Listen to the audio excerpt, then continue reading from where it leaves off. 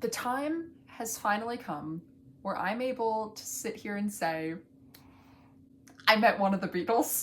Hey guys, welcome back. You read the title, you already know what we're gonna talk about. It still feels unreal that I'm able to sit here and tell this story, but I knew that a couple of Instagram Reels and TikToks were not going to do this story justice. I feel so blessed to have had this experience, and this was something that was a long time coming. So I wanted to sit down and share my journey with you all and share more about what the day was like. So let's get into it. If you've only recently started following me, or if this is the first time you're coming across my content, I would love to give a brief backstory of how I became a Beatles fan, who I am, and the build up to finally meeting Ringo. Keeping in mind this is over the course of 10 years. But if you're only here to listen to me talk about the day of meeting Ringo itself, I'll put a little timestamp right here for you guys so you can just skip to that. I grew up in a household that was always playing the Beatles, whether it was on my parents' albums, whether they were on the radio. That's the style of music that I always heard as background noise. But being so young, it never fully stuck. I always chose to listen to the music that I wanted to listen to, not something that was,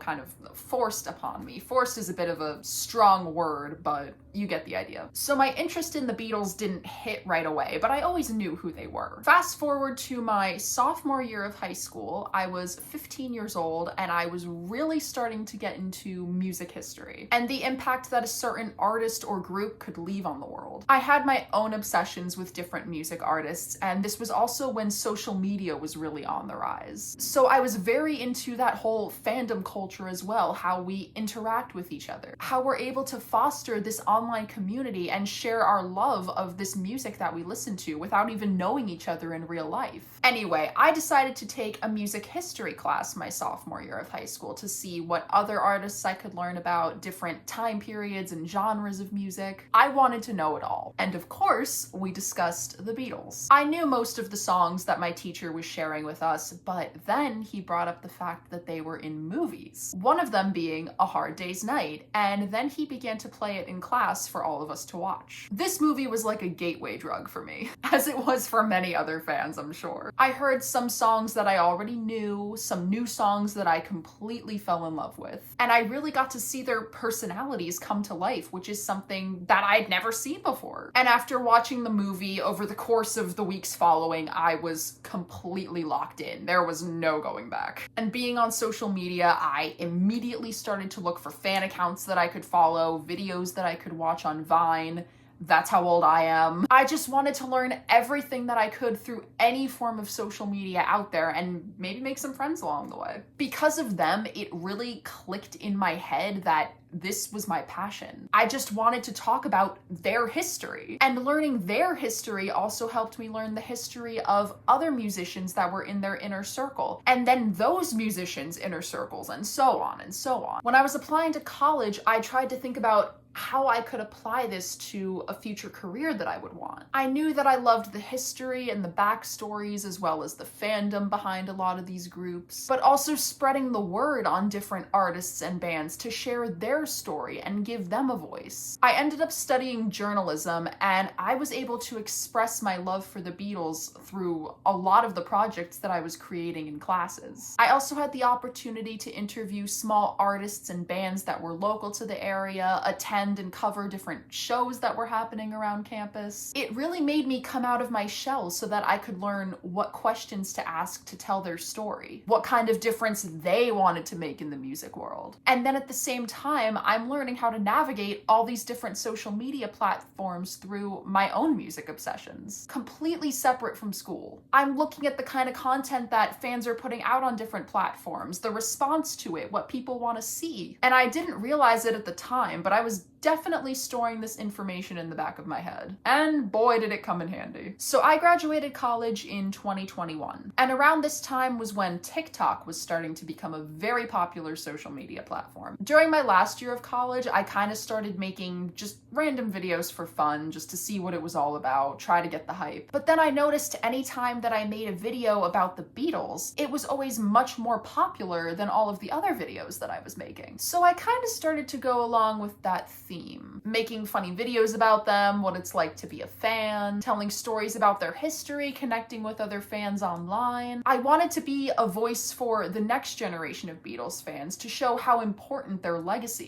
is. And at the same time, show my love for the band, because this is what we need to do to keep their music alive. We have to keep that love and that conversation going. My follower count was skyrocketing, and I figured, you know what, maybe this is something I can stick with. Because I was having fun making these videos. It was about a band that I loved. It gave me something to do while I was on the job hunt, so I figured, why not? Let's keep it going. I eventually did find a job in social media and marketing, but I was continuing to post videos about the Beatles as my side gig. Now, to spare you guys a lot of time and a lot of detail, I've been doing this for the past 2.5, 3 years, and it's given me so many opportunities. I've started to work at the Fest for Beatles fans as a social media assistant. I've collaborated with many brands to promote Beatles merchandise. I've interviewed a couple of the big names in the Beatles world. I've gotten to attend and promote many Beatles related events. The list goes on. It's never made me enough money for it to be a full-time job, so for the past couple of years, I've been trying to balance my real-life full-time job and also creating my own platform and posting Beatles content. It's tough, I can't lie, but at the end of the day, it's such a unique experience, and I've been able to make it work. I've been able to live my dream while still trying to make a living. Now, all of this brings us to last summer. Each year, Ringo hosts a peace and love event for his birthday out in Los Angeles, and usually he invites a lot of reporters and people in the media to come to this press line where they can interview him and ask him questions. One of my good friends, Allison Boron, who hosts the podcast Because the Beatles, she was invited to the press line last year to ask Ringo some questions for her podcast. And as soon as I saw this, I had no idea it was happening. I was like, what? I'm messaging her being like, how did you get an invite? How did you make this happen? This is insane. What? And she told me to remind her at the beginning of the next year, 2024, because I could potentially get in as one of her guests, or I could get put on the press list. I was losing my mind, but at the same time, I also figured, okay, this is a long shot. I'm not a part of any media organization. I'm just here making my silly little TikToks. You know, I figured, what are the odds that I can get into something like this? You know, I've got a resume, but I don't know if it's that big. So at the beginning of this summer, Allison reached out to me and gave me an email of one of the organizers who's involved with the event and said, hey, email this person and say that you're interested in coming. So now it's all starting to feel too good to be true, but I still continue to have those doubts about getting in, even though I know I have this experience with music journalism. But I sent an email saying, hey, my name's Skylar, I'm friends with Allison, this is who I am, this is what I do, I would love to be on the press line to interview Ringo for my social media platforms. And then I just held my breath. I kind of stressed the importance of needing to know ASAP because it was like, hey, I need to take off of work for this. I need to book my travel so that I don't end up having to sell a kidney to pay for my flight. So please let me know because I'll be flying from across the country. And on June 12th, I got my answer. The first email that I got said they hadn't reached out to anyone about attending yet, meaning they hadn't reached out to anyone that could potentially come in as press, but that they would get back to me the soonest. So I read that and I thought, okay, I'll give it a couple more days and then we'll see what's up because I need to know. But then later that day, I checked my email and I saw this. And that first sentence, oh my God. Thank God I was alone in that moment because I just screamed. I wish I had a video of my reaction. Oh my God. But I didn't know the email was gonna be coming that soon. I was away visiting some of my family at the time, so the first thing I did was call my parents and we all started freaking out. And then when I went to dinner with the rest of my family that night, I broke the news at the restaurant and we all just started cheering. I started to tell all of my closest friends, you know, anyone that's in my inner circle. I'm also a bit superstitious when it comes to things like this, so that's why I didn't want to tell too many people because I didn't want to jinx anything. It still didn't feel real though, and I knew that it wasn't going to feel real until I got to the party. But it was all happening. I was in. So the weekend of Ringo's birthday finally arrives. I fly to LA the day before his birthday, which was so perfect because I got in early. I got to do some of my touristy sightseeing opportunities because in general, LA was a city that I had been wanting to visit since I was 11, 12 years old. So that in and of itself was a dream come true. Never mind what was going to be happening the next day. It's a miracle that I fell asleep that night, but I think I was just so exhausted from traveling that I just knocked out. I woke up very early, probably around 5 a.m. because my brain was still on East Coast time. And at that point, it started to finally set in why I was really there and what I was here to do. I recorded a voice memo on my phone actually, just because I wanted to get all of my thoughts out and just remember the day and remember the moment. I won't play the whole thing, but it was basically me saying everything you've realized about yourself over the last 10 years, every achievement that you've made, every step that you took in the right direction has led you to being here right now. You are doing this for your 15-year-old self.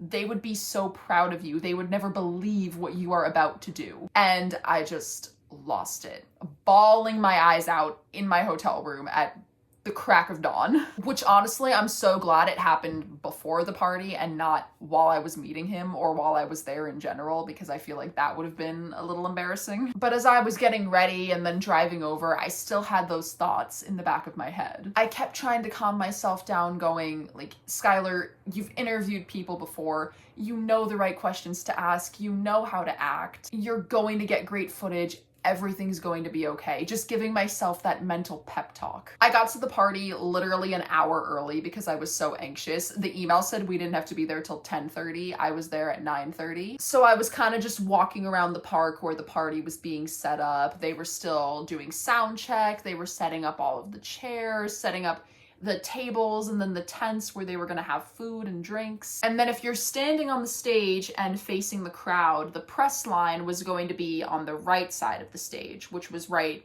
on the side of where the road was. I went in to check in and I got my media pass, which, hold on, this has never made me feel so official in my entire life. But it was funny because while I was waiting in line, there's other reporters starting to come in and line up, and they all have their big camera equipment and their microphones, their whole professional setup. And then I'm just here with my cell phone and my mini mics. And I started talking to them a little bit because I wanted to get to know everyone there. And they were asking me, oh, what outlet are you with? Who are you covering for? And I go, myself. But then after I got in, I got to choose where I wanted to stand online. I knew that I didn't want to be at the front because I didn't want to be the first one to talk to Ringo. It was like, I gotta see how this is done. I have to watch other people do it before I can do it. That's how I am with everything. And all of the photographers were standing at the front of the line anyway because I knew they wanted to get their photo op with Ringo standing in front of his peace and love statue when he first walked in. So I ended up standing right by where the stage was, far away enough so that I could see Ringo coming in and have time to calm myself down before he came to talk to me, and then also close enough to the stage so that I could record everything that was happening there later on, which I found out was the perfect choice because then my friend Allison showed up, she got invited back, and then my friend Liam McEwen, who has been fortunate enough to interview Ringo a couple of times. A lot of fans started showing up behind the press line too at this point because there was another barricade behind us, and then you had the sidewalk and then the road. So before Ringo showed up, everyone was just kind of talking with one another, saying where we traveled from, just talking about how much we love the Beatles in general. This is what I live for. This is my kind of environment. So I was thriving despite all of us being in the California sun and trying to drink enough water so that we don't pass out, and also try not to think about meeting Ringo because I know I was gonna pass out if I thought about it too much. I had Liam to my left and then Allison to my right, so I knew that I could at least see Liam doing his thing before Ringo talked to me, so that gave me a little bit of comfort. As it was getting closer to 11 a.m., the staff was starting to come by and say, okay guys, 10 minutes, 5 minutes, and I'm standing there going, oh my god. You know, I'm checking my mics like a million times to make sure they're on and charged and working. I gave my phone to Liam's girlfriend so that she could be the one to film everything, and I was just trying to get locked in. Eventually, Ringo showed up, And I wasn't freaking out too much because I had seen him in person before. This was nothing new. It was just that this time I was going to be talking to him. I saw him standing in front of the statue with Barbara and with Joe Walsh to get all his pictures, and then he started coming to everyone on the press line. I'd say he probably spent about a minute or two with each person, but I was freaking out because I didn't know if I was gonna get more time, less time, would I have enough questions, would I remember the question I was going to ask him? So as I was waiting for him to come down and come to our area, I kept, rehearsing my question out loud, just trying to talk it, because that was my biggest fear, was that, oh my God, I'm going to forget the question. I'm not gonna remember anything that I want to ask him. It's gonna be bad. My brain is just gonna go blank. As he was getting closer to us, I started getting calmer, which was odd. But I think it's because I had the time to prepare for this day. I knew that it was coming. I knew that I had time to think of interesting questions that I could ask him, because if you had brought me there that day as a surprise, and if you had thrown me into a room and he was there and it was a spontaneous interview, it would have been horrible. But it was still in the back of my head of, do not fuck this up. Eventually he got to Liam, so at this point Ringo was standing practically right in front of me, and I knew that I was next. But I'm watching Liam doing his interview, I'm seeing how professional he is, how personable both of them are being with each other, and immediately I just got hit with this feeling of, I got this. I just immediately became calm. I wasn't hysterical. I was just thinking, this is about to happen. Let's do it. I was telling myself, don't focus on who's filming you. Don't focus on whether people are getting the right camera angles for your content or not. Just focus on Ringo. Just look at him and talk to him. Liam finishes his questions. Ringo turns to me. I just look at him and I say, hi, Ringo. He says hello back. I wish him a happy birthday. And my next plan was to introduce myself and tell him what I do. But before I could do that, he notices my tattoo. Pausing this story just for a little aside, I now have a tradition that every time I travel, I try to get a souvenir tattoo just to remember the trip. And so with this trip, I thought that I would get a peace and love tattoo for my fingers, just for Ringo, so that whenever I give a peace sign, I always see the peace and love symbol right on my fingers. I've learned that in the UK, if I flip this peace sign around, it's the equivalent to giving someone the finger, so this is how I will show the tattoos, but this is what he saw. I had gotten these tattoos the day before when I first arrived. So Ringo, obviously, he sees me holding my microphone up to him going like this, so it's right there in plain sight. So after he says hi, and I'm saying happy birthday, he immediately looks at my tattoos. He grabs my hand and he goes, great. Ringo, happy birthday. Great. I got these yesterday just for you. Peace and love tattoo. And for a very split second, my soul left my body. I just see his hand holding mine and I go, you can see it in the video, I go, oh my God. And then he notices my John Lennon tattoo right here on my arm, and he touches it and just goes, You have fans. Johnny. And Johnny boy. I'm out here trying to have a conversation and this man is just touching me.